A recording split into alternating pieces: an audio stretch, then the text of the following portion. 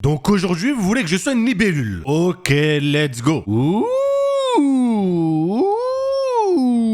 Eh les gars, je fais des trucs gênants pour vous. Ça mérite bien un pouce bleu, non? Yo les gars, c'est Daizen, alias l'escroc du game. Bah oui, ça ne va pas être quelqu'un d'autre. On se retrouve aujourd'hui pour une nouvelle vidéo. Une nouvelle escroquerie où je vous présenterai des animés, mais pas n'importe lequel, puisque dans ces animés, il y a un héros. Ouais, donc n'importe lequel. Mais avant tout, je voulais te parler d'Odoo, qui est un logiciel de gestion qui te permettra de faire une multitude de choses, dont créer ton propre site web en quelques clics. Imaginons que je veuille créer un site sur les animés. Eh bien, la seule chose à faire est de se rendre dans le lien en description, cliquer sur créer votre site web et compléter le formulaire. Ensuite, tu as un configurateur de site qui va être là pour te guider. Donc là, tu pourras choisir tes couleurs, ton thème, etc.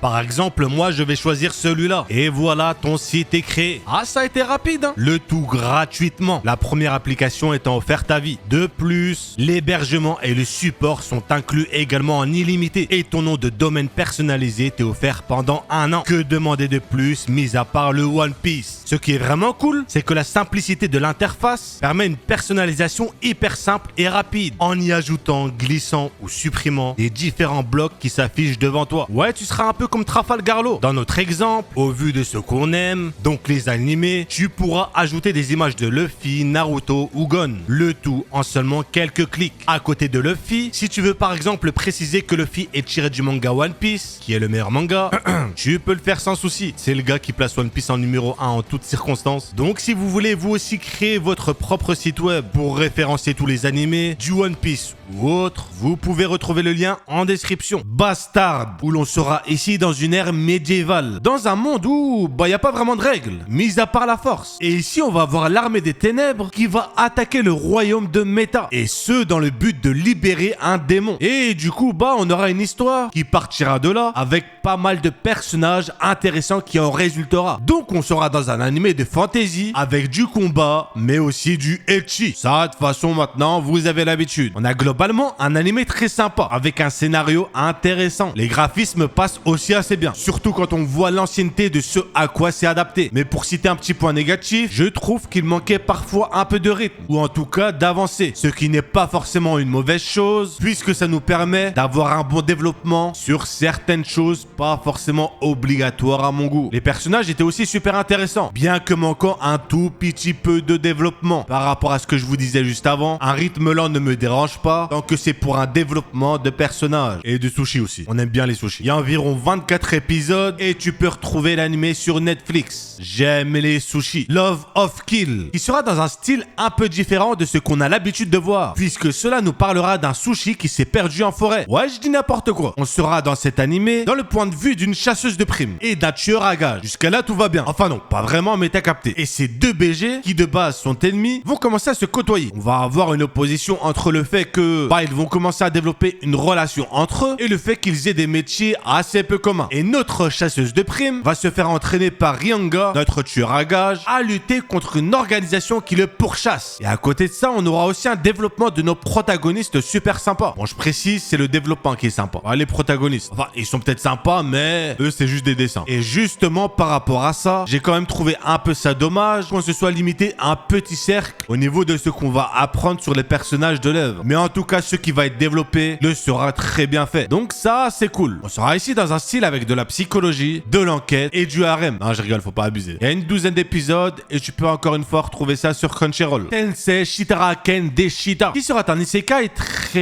très spécial, puisque l'on sera dans un isekai, jusqu'à là, aucun souci, mais où notre protagoniste est transporté en tant qu'épée. Oui, tu as bien entendu. Notre protagoniste va être un objet. On avait déjà eu le slime, on avait déjà eu l'araignée, mais alors là, une épée, on peut dire qu'ils ont mis la main au fourreau, parce que c'est une épée. Sachez que cette blague a été préparée en avance. Et du coup, on suivra une petite fille chat, qui est orpheline, qui a subi toutes sortes de choses, comme l'esclavage, la misère, tout ça.